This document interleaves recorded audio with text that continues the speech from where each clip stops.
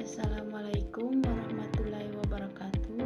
Perkenalkan, nama saya Nuna Kifli, NIM A1C 22373, kelas C, semester 3, Prodi S1 Keperawatan, angkatan 2023, Universitas Negara Islam Makassar.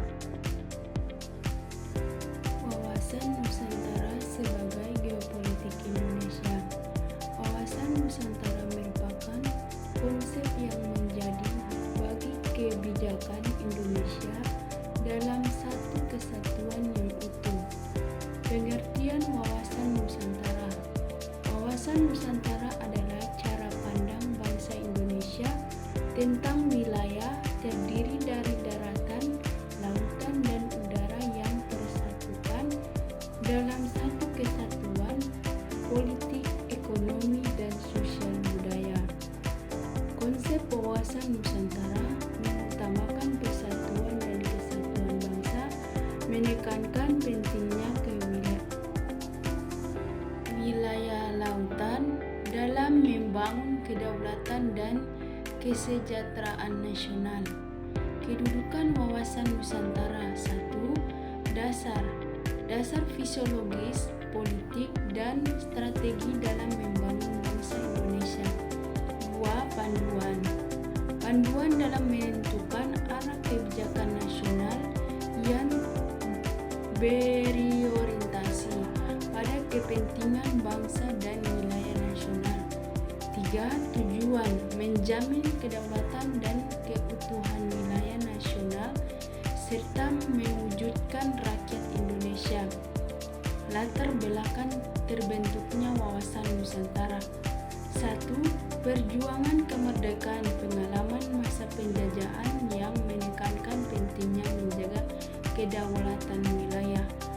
2. Konsep wawasan. Adanya konsep wawasan wilayah yang menekankan pentingnya persatuan dan kesatuan dalam membangun bangsa.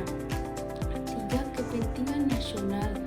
Pentingnya menjaga kedaulatan dan keutuhan wilayah nasional serta memanfaatkan sumber daya laut secara maksimal.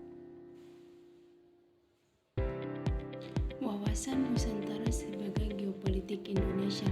1. Ketahanan nasional. Wawasan Nusantara menjadi landasan dalam membangun kedaulatan nasional baik secara militer maupun non-militer. 2. Pengelolaan sumber daya. Wawasan Nusantara mendorong pengelolaan sumber daya laut secara berkelanjutan dan tanggung jawab. 3. Diplomasi internasional. Wawasan Nusantara menjadi dasar dalam membangun hubungan internasional dan menjaga kedaulatan wilayah. Otonomi daerah dalam konteks wawasan Nusantara. Dekonsentrasi, pemberian wawasan dari pusat ke daerah. Otonomi daerah dalam konteks wawasan Nusantara. Dekonsentrasi, pemberian kewenangan dari pusat ke daerah. Desentralisasi, pemberian kewenangan kepada daerah untuk mengatur dan mengelola urusan pemerintahan sendiri.